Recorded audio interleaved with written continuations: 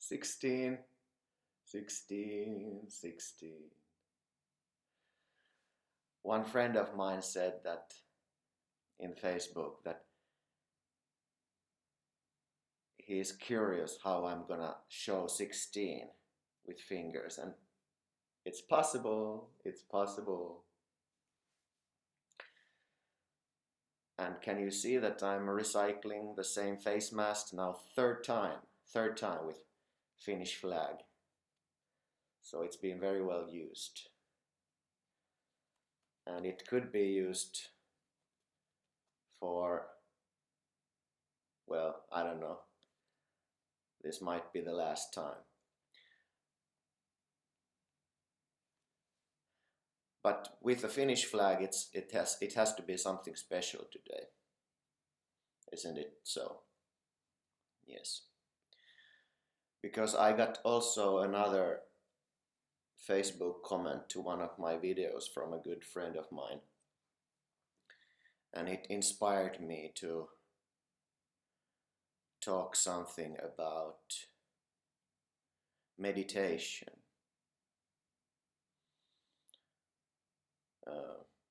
Vipassana meditation.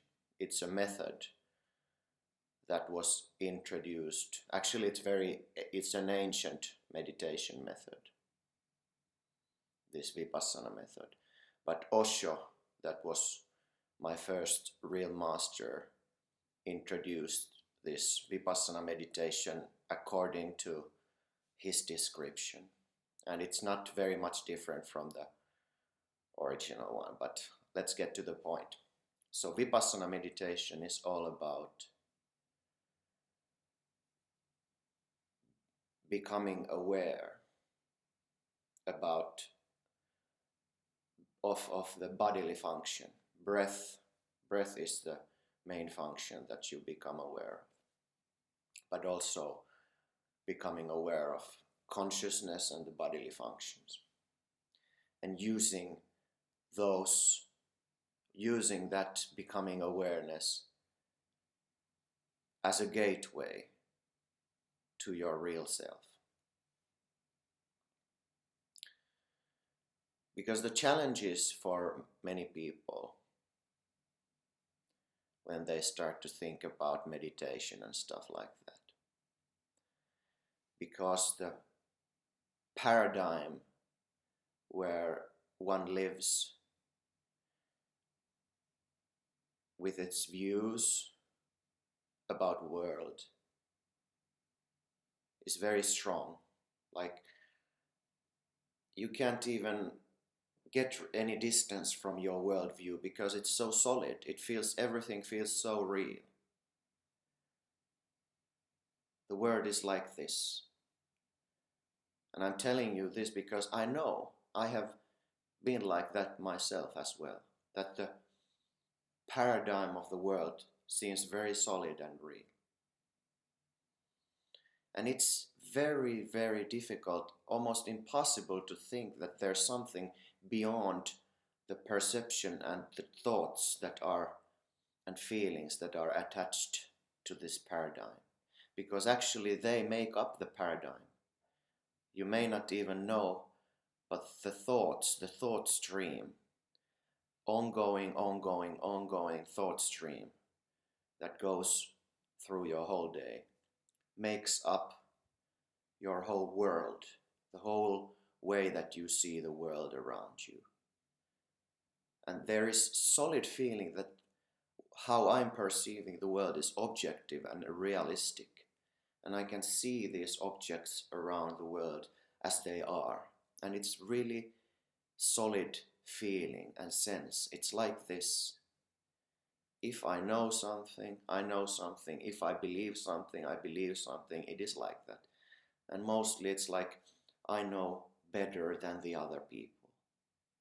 Or that, yes, I know that I can't know everything, that science knows better than me. But still there is this kind of feeling that how I perceive, that if I perceive that I don't know things like they are, somebody knows better. That's also a form of knowing and believing something to be as it is. But actually it's just a belief and thought form that makes up the whole paradigm.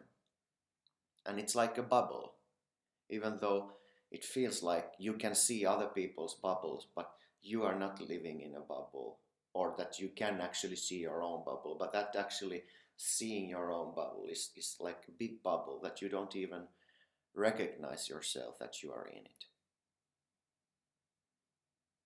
And like said, the thought, the ongoing thought, even though it's not necessarily ongoing thought, like something is all the time there taking your attention somewhere, but the thought also is like this kind of non-substantial way of seeing how the world is. Like if you are very much involved into doing something, there may not be a thought, but still there is like this contextual paradigm that is sort of like a major big thought that is ongoing.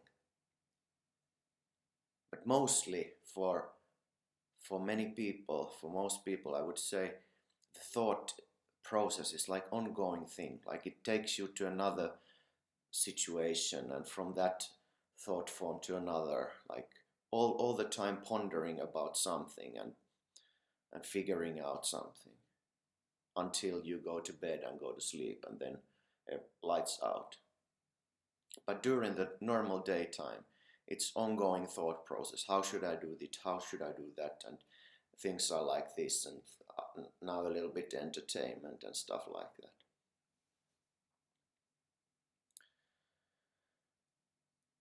And to talk about meditation, to be sitting still, and somehow like even the idea that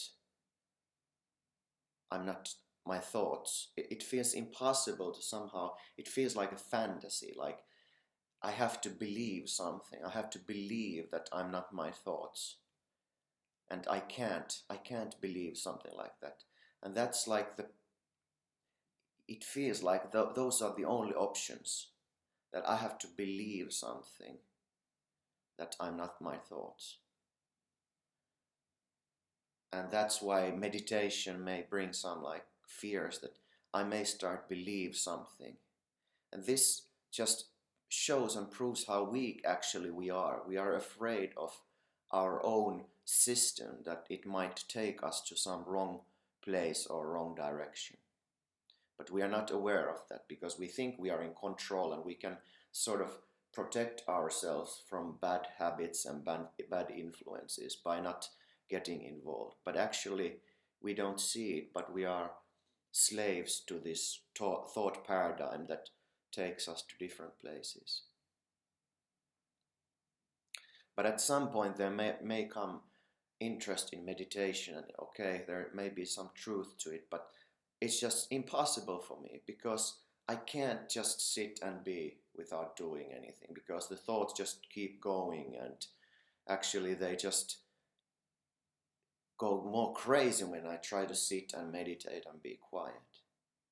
So the conclusion is that meditation is not for me.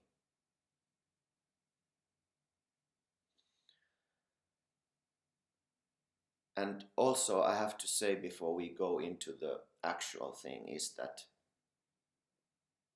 I have to say this because the object of meditation is to actually realize that everything is already whole and complete. Not as a thought, not as a conviction or belief, but as just as it is experientially. So you are aware totally of the situation, that there is somebody sitting now starting to meditate. This whole thing is already seen from the goal. And the whole process of meditating, trying to be calm and follow the breath or the bodily functions, the target of it is to realize what already is. So this may not make sense right now, because the thought paradigm is so strong that it can't believe. The thought, identified thought paradigm cannot believe that this is so, that it is already perfect and everything is already as it is. But it doesn't matter. You don't have to understand it or believe or do anything with that. But I just said that this overall thing is sort of aware of what I'm starting to talk about now, about this individual, that I also was in the same situation with the paradigm and starting to do meditation. So now I'm identified with that kind of feeling and identity, that I'm this person and I should discover my true nature. I should discover the thing that people say, that you are not your thoughts, and I'm not my thoughts and not my paradigm. So what to do? So Vipassana meditation. Osho said that the most people in the world have become enlightened through Vipassana meditation, and I can very well believe that, because and accept that, because also for me it was the gateway, and it is so practical. Yes, it takes effort, but it's practical for a human organism, body, mind, to because it allows you to focus on an object. So I would say this is the best method of sort of founding your spiritual environment, that you have the ability to be actually focused and somehow as patient and as peaceful as you can be, in order for you to go to the more penetrative meditation, which is self-enquiry. But self-enquiry requires, it is very challenging usually if you are not established a little bit to the meditation environment. It might be the mind may struggle too much if you go straight into self-enquiry, meaning this who am I type of method. But Vipassana meditation, following the breath, following bodily functions, being aware of them, is very, very efficient and good. And it can alone take you to the goal.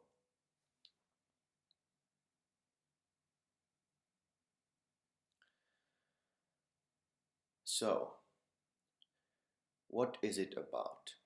You may have heard about following the breath kind of meditation, that you sit and you follow your breath. And actually it is that simple. The idea is that your mind, that is normally all the time focusing on thoughts, like concentration is over there and over there and over here and anywhere, that you give sort of like a bone to a dog, that focus on this object, only on this object. Because the mind cannot be focused on different things at the same time. If it's focused on the breath, it's not focused on the thoughts.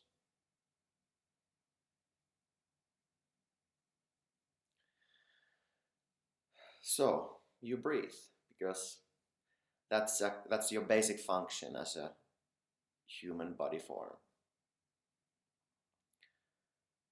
When you breathe,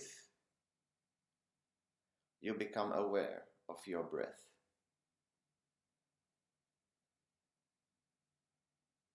It goes out, it goes in.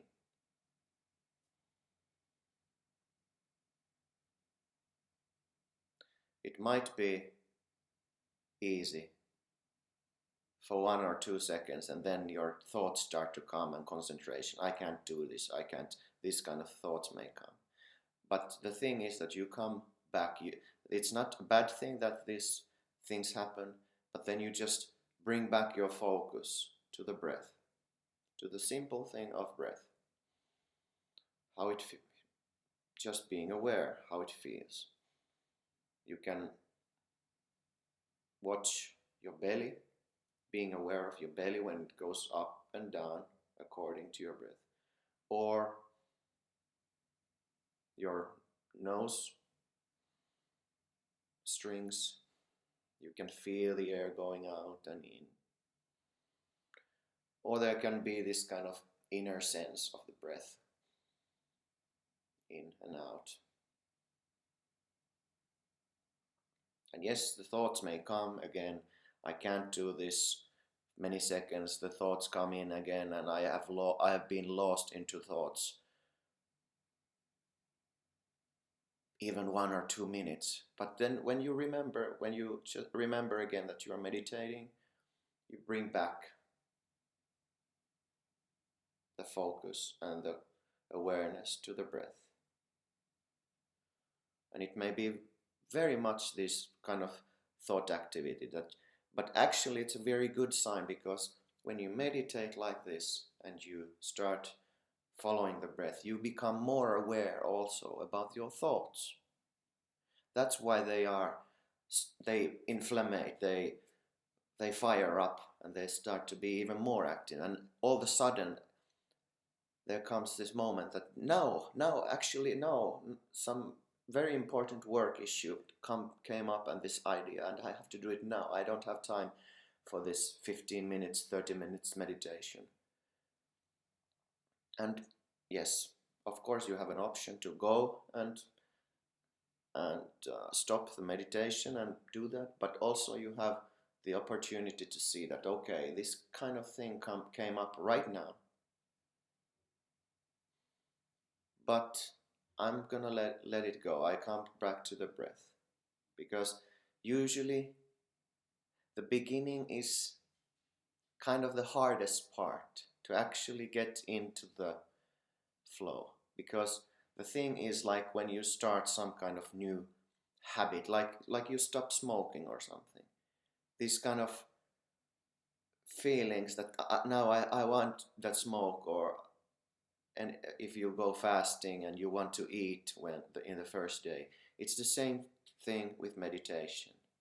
When you start doing this, the thoughts and everything, they fire up, and it feels like it's some kind of sign of not succeeding or something, and there may come some hopelessness or something like that.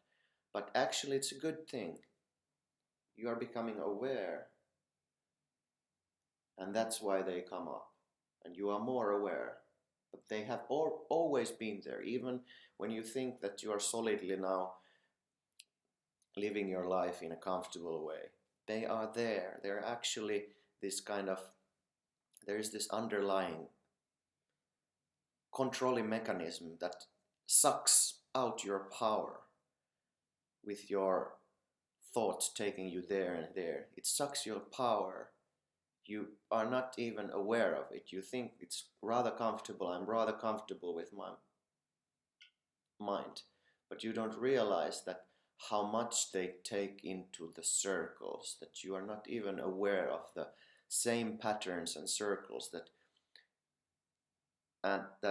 at some point they take you into some kind of suffering, that something is not enough, and that actually just brings more and more of that same mental activity to take you into different places.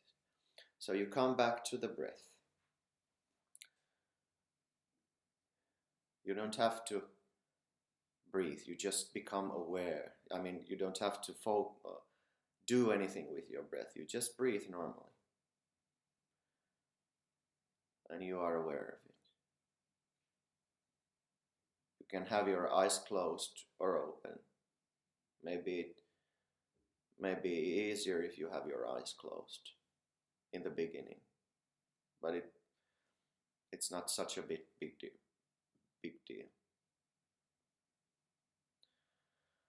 So you are aware of your breath. Also, if there comes that you actually are doing something with your breath, just be aware of that tendency too, but you just keep being aware of your breath. The whole moment, the whole time when it comes in, you are aware of it. And also the tiny moment when there is no breath at all.